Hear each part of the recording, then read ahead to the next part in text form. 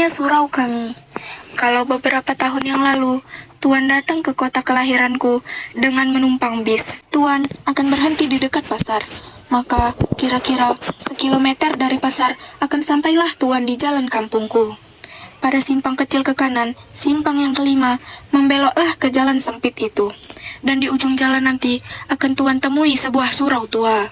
Di depannya ada kolam ikan yang airnya mengalir melalui 4 buah pancuran mandi. Dan di pelataran kiri surau itu akan Tuan temui seorang tua yang biasanya duduk di sana dengan segala tingkah ketuaannya dan ketaatannya beribadat. Sudah bertahun-tahun ia sebagai garin penjaga surau itu.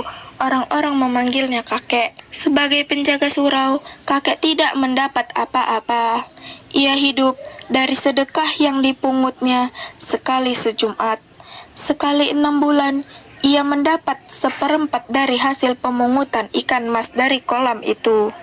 Dan sekali setahun, orang-orang mengantarkan fitrah Id kepadanya.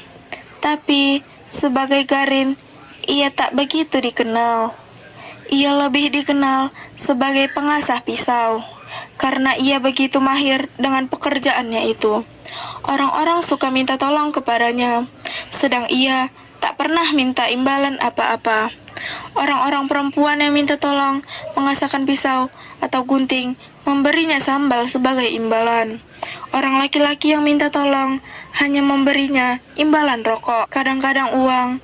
Tapi yang paling sering diterimanya ialah ucapan terima kasih dan sedikit senyum. Tapi kakek ini sudah tidak ada lagi sekarang. Ia sudah meninggal dan tinggallah surau itu tanpa penjaganya. Hingga anak-anak menggunakannya sebagai tempat bermain, memainkan segala apa yang disukai mereka. Perempuan yang kehabisan kayu bakar sering suka mencopoti papan dinding atau lantai di malam hari. Jika Tuan datang sekarang, hanya akan menjumpai gambaran yang mengesankan suatu kesucian yang bakal roboh. Dan kerobohan itu kian hari kian cepat berlangsungnya, secepat anak-anak berlari di dalamnya, secepat perempuan mencopoti pekayuannya. Dan yang terutama ialah sifat masa bodoh manusia sekarang, yang tak hendak memelihara apa yang tidak dijaga lagi. Dan biang keladi dari kerobohan ini ialah sebuah dongengan yang tak dapat disangkal kebenarannya. Beginilah kisahnya. Sekali hari, aku datang pula mengupah kakek. Biasanya, kakek gembira menerimaku, karena aku suka memberinya uang. Tapi sekali ini kakek begitu muram. Di sudut benar, ia duduk dengan lututnya menegak, menopang tangan dan dagunya. Pandangannya sayu ke depan, seolah-olah ada sesuatu yang mengamuk pikirannya. Sebuah balek susu yang berisi minyak kelapa, sebuah asahan halus, kulit sol panjang, dan pisau cukur tua berserakan di sekitar kaki kakek. Tidak pernah aku melihat kakek begitu durja, dan belum pernah salamku tak disahutinya seperti saat itu. Kemudian aku duduk di sampingnya, dan aku jamah pisau itu, dan aku tanya kakek, "Pisau siapa, kek?" "Ajo Sidi." "Ajo Sidi?" Kakek tak menyahut. Maka aku ingat Ajo Sidi, si pembual itu. Sudah lama aku tak ketemu dia, dan aku ingin ketemu dia lagi. Aku senang mendengar bualannya. Ajo Sidi bisa mengikat orang-orang dengan bualannya yang aneh-aneh sepanjang hari. Tapi ini jarang terjadi karena ia begitu sibuk dengan pekerjaannya. Sebagai pembual, sukses terbesar baginya ialah karena semua pelaku-pelaku yang diceritakannya menjadi model orang untuk diejek dan ceritanya menjadi pameo akhirnya. Ada-ada saja orang-orang di sekitar kampungku yang cocok dengan watak pelaku-pelaku ceritanya. Ketika sekali ia menceritakan bagaimana sifat seekor katak. Dan kebetulan ada pula seorang yang ketagihan menjadi pemimpin berkelakuan seperti katak itu. Maka untuk selanjutnya, pimpinan tersebut kami sebut pimpinan katak. Tiba-tiba aku ingat lagi pada kakek dan kedatangan Ajo Sidi kepadanya. Apakah Ajo Sidi telah membuat bualan tentang kakek? Dan bualan itukah yang mendurjakan kakek? Aku ingin tahu. Lalu aku tanya kakek lagi, "Apa ceritanya, kek? Siapa?" "Ajo Sidi Di, kurang ajar dia. Kakek menjawab, kenapa? Mudah-mudahan pisau cukur ini yang kuasa tajam-tajam ini menggoroh tenggorokannya. Kakek marah. Marah. Iya, kalau aku masih muda, tapi aku sudah tua. Orang tua menahan ragam. Sudah lama aku tak marah-marah lagi. Takut aku kalau imanku rusak karenanya. Ibadatku rusak karenanya. Sudah begitu lama aku berbuat baik, beribadat, bertawakal kepada Tuhan. Sudah begitu lama aku menyerahkan diri kepadanya. Dan Tuhan akan mengasihi orang-orang yang sabar dan tawakal. Ingin tahuku dengan cerita Ajo Sidi yang memurungkan kakek jadi pemuncak. Aku tanya lagi kakek, bagaimana katanya kek? Tapi kakek diam saja, berat hatinya bercerita barangkali, karena aku telah berulang-ulang bertanya. Lalu ia yang bertanya kepadaku, kau kenal padaku, bukan? Sedari kau kecil aku sudah di sini. Sedari mudaku, bukan? Kau tahu apa yang kulakukan semua, bukan? Terkutuklah perbuatanku, dikutuki Tuhankah semua pekerjaanku? Tapi aku tak perlu menjawabnya lagi, sebab aku tahu kalau kakek sudah membuka mulutnya, dia takkan diam lagi. Aku biarkan kakek dengan pertanyaannya sendiri. Sedari muda aku di sini, bukan? Tak kuingat punya istri, punya anak, punya keluarga seperti orang lain. Tahu? Tak aku pikirkan hidupku sendiri. Aku ingin cari kaya, bikin rumah, segala kehidupanku, lahir batin kuserahkan kepada Allah Subhanahu wa Ta'ala. Tak pernah aku menyusahkan orang lain. Lalat seekor enggan aku membunuhnya. Tapi kini aku dikatakan manusia terkutuk, umpan neraka. Malahkah Tuhan kalau itu yang kulakukan? Sangkamu akan dikutukinya aku kalau selama hidupku aku mengabdi kepadanya? Tak aku pikirkan hari esokku, karena aku yakin Tuhan itu ada dan pengasih dan penyayang kepada umatnya yang tawakal. Aku bangun pagi-pagi, aku bersuci, aku pukul beruk membangunkan manusia dari tidurnya supaya bersujud kepadanya. Aku sembahyang setiap waktu, aku puji-puji dia, aku baca kitabnya. Alhamdulillah kataku bila aku menerima karunia-Nya. Astagfirullah kataku bila aku terkejut. Masya Allah kataku bila aku kagum. Apa salahnya pekerjaanku itu? Tapi kini aku dikatakan manusia terkutuk. Ketika kakek terdiam agak lama, aku menyelakan tanyaku. Iya katakan kakek begitu kek? Ia tak mengatakan aku terkutuk, tapi begitulah kira-kiranya. Dan aku melihat mata kakek berlinang. Aku jadi balas kepadanya. Dalam hatiku, aku mengumpati Ajo Sidi yang begitu memukuli hati kakek. Dan ingin tahuku menjadikan aku nyinyir bertanya. Dan akhirnya kakek bercerita lagi. Pada suatu waktu, kata Ajo Sidi memulai, di akhirat Tuhan Allah memeriksa orang-orang yang sudah berpulang. Para malaikat bertugas di sampingnya. Di tangan mereka tergenggam daftar dosa dan pahala manusia. Begitu banyak orang yang diperiksa. Maklumlah, di mana-mana ada perang, dan di antara orang-orang yang diperiksa itu ada seirang yang di dunia dinamai Haji Soleh. Haji Soleh itu tersenyum saja karena ia sudah begitu yakin akan dimasukkan ke dalam surga. Kedua tangannya ditompangkan di pinggang sambil membusungkan dada dan menekurkan kepala kuduk. Ketika dilihatnya orang-orang yang masuk neraka, bibirnya menyunggingkan senyum ejekan. Dan ketika ia melihat orang yang masuk ke surga, ia melambaikan tangannya seolah hendak mengatakan selamat ketemu nanti. Bagai tak habis-habisnya orang yang berantri, begitu panjangnya. Susut di muka, bertambah yang di belakang, dan Tuhan memeriksa dengan segala sifatnya. Akhirnya sampailah giliran Haji Soleh. Sambil tersenyum, bangga ia menyembah Tuhan. Lalu Tuhan mengajukan pertanyaan pertama. Engkau?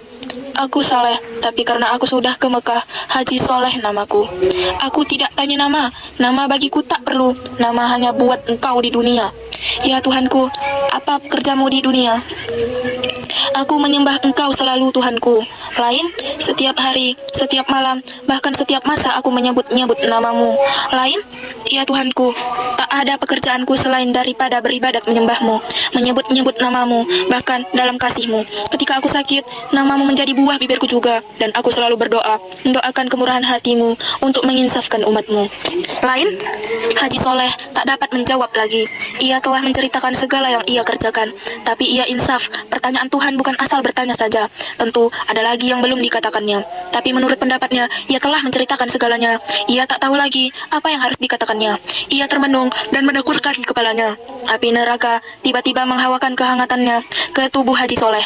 Dan ia menangis, tapi setiap air matanya mengalir, diisap kering oleh hawa panas neraka itu. Lain lagi, tanya Tuhan, sudah hambamu ceritakan semuanya. Oh Tuhan yang maha besar, lagi pengasih dan penyayang, adil dan maha tahu. Haji Soleh yang sudah kuyu mencobakan siasat merendahkan diri dan memuji Tuhan dengan pengharapan semoga Tuhan bisa berbuat lembut terhadapnya. Dan tidak salah tanya kepadanya, tapi Tuhan bertanya lagi. Tak ada lagi? Anu Tuhanku, aku selalu membaca kitabmu. Lain, sudah kuceritakan semuanya, oh Tuhanku. Tapi kalau ada yang lupa aku katakan, aku pun bersyukur karena Engkau wah maha tahu. Sungguh tidak ada lagi yang kukerjakan di dunia selain yang kau ceritakan tadi. Ya itulah semuanya Tuhanku. Masuk kamu. Dan malaikat dengan sikapnya menjewer Haji Soleh ke neraka.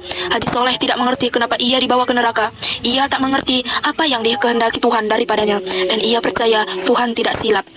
Alangkah tercengang Haji Soleh karena di neraka itu banyak teman-temannya di dunia terpanggang hangus, merintih kesakitan, dan ia tambah tak mengerti dengan keadaan dirinya, karena semua orang yang dilihatnya di neraka itu tak kurang ibadatnya dari dia sendiri. Bahkan ada salah seorang yang telah sampai 14 kali ke Mekah dan bergelar syekh pula.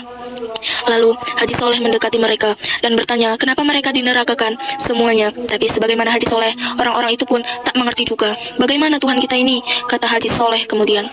Bukankah kita disuruhnya taat beribadat, teguh beriman, dan itu semua sudah kita kerjakan selama hidup kita. Tapi kini kita dimasukkannya ke neraka. Ya, kami juga heran. Tengoklah itu orang-orang senegeri dengan kita semua, dan tak kurang ketaatannya beribadat, kata salah seorang di antaranya. Ia sungguh tak adil, memang tidak adil, kata orang-orang itu mengulangi ucapan Haji Soleh. Kalau begitu, kita harus meminta kesaksian atas kesalahan kita. Kita harus mengingatkan Tuhan kalau ia silap memasukkan kita ke neraka ini. Benar, benar, benar. Suarakan yang lain membenarkan Haji Soleh. Kalau Tuhan tak mau mengakui kesilapannya, bagaimana? Suatu suara melengking di dalam kelompok yang banyak itu. Kita protes. Kita resolusikan, kata Haji Soleh. Apa kita revolusikan juga? Tanya suara yang lain, yang rupanya di dunia menjadi pemimpin gerakan revolusioner. Itu tergantung kepada keadaan, kata Haji Soleh. Yang penting sekarang, mari kita berdemonstrasi menghadap Tuhan. Cocok sekali, di dunia dulu dengan demonstrasi saja banyak yang kita peroleh. Sebuah suara menyela, setuju, setuju, setuju. Mereka bersorak-sorak beramai-ramai. Lalu mereka berangkatlah bersama-sama menghadap Tuhan. Dan Tuhan bertanya, kalian mau apa? Haji Soleh yang menjadi pemimpin dan juru bicara tampil ke depan. Dan dengan suara yang menggelegar dan berirama rendah, ia memulai pidatonya. Oh Tuhan kami yang maha besar, kami yang menghadapmu ini adalah umatmu yang paling taat beribadat dan paling taat menyembahmu. Kamilah orang-orang yang selalu menyebut namamu, memuji-muji kebesaranmu, memperorang-pangandakan keadilanmu, dan lain-lainnya. Kitabmu kami hafal di luar kepala kami, tak sesat sedikit pun kami membacanya. Akan tetapi, Tuhanku yang maha kuasa, setelah kami engkau panggil kemari, engkau memasukkan kami ke neraka. Maka sebelum terjadi hal-hal yang tak diinginkan, maka di sini atas nama orang-orang yang cinta padamu, kami menuntut agar hukuman yang kau jatuhkan kepada kami ke surga, sebagaimana yang engkau janjikan dalam kitabmu. Kalian di dunia tinggal di mana? Tanya Tuhan. Kami ini adalah umatmu yang tinggal di Indonesia, Tuhanku. Oh, di negeri yang tanahnya subur itu. Ya, benarlah itu Tuhanku. Tanahnya yang maha kaya raya, penuh oleh logam, minyak, dan berbagai bahan tambang lain, bukan? Benar, benar, benar, Tuhan kami, itulah negeri kami. Mereka mulai menjawab serentak, karena fajar kegembiraan telah membayang di wajahnya kembali. Dan yakinlah mereka sekarang bahwa Tuhan telah silap menjatuhkan hukuman kepada mereka itu. Di negeri mana tanahnya begitu subur, sehingga tanaman tumbuh tanpa ditanam. Benar, benar, benar.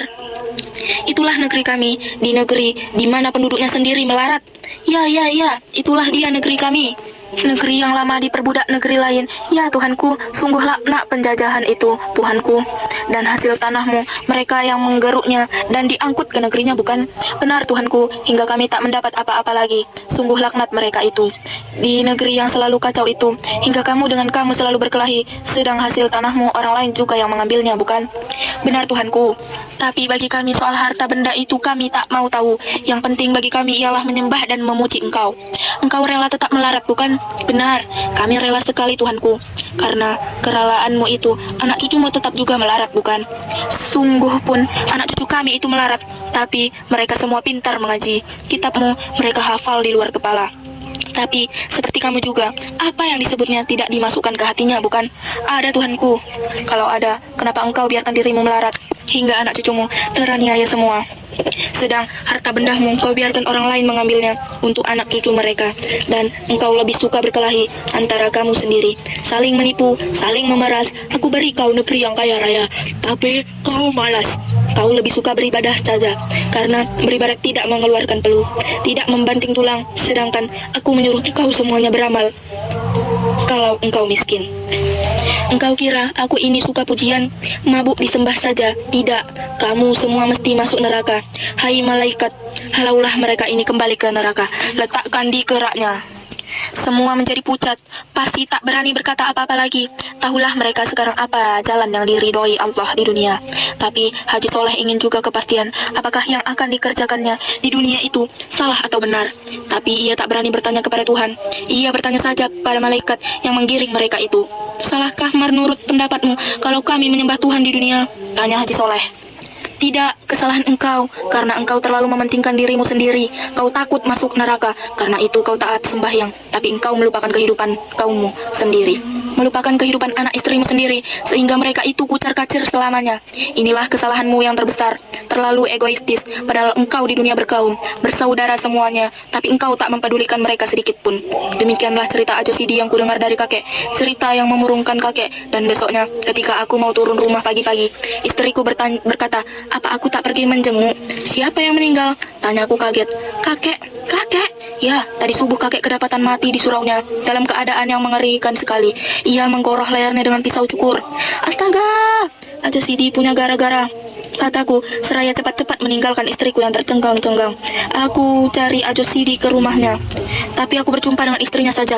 Lalu aku tanya dia. Ia sudah pergi, jawab istri Ajo Sidi. Tidak, ia tahu kakek meninggal. Sudah, dan ia meninggalkan pesan agar dibelikan kain kafan buat kakek 7 lapis. Dan sekarang, tanyaku kehilangan akal, sungguh mendengar segala peristiwa oleh perbuatan Ajo Sidi, yang tidak sedikit pun bertanggung jawab. Dan sekarang kemana dia? Kerja? Tanyaku mengulangi hampa. Ya, dia pergi kerja. Resensi cerpen, Robohnya Surau Kami. Judul Robohnya Surau Kami.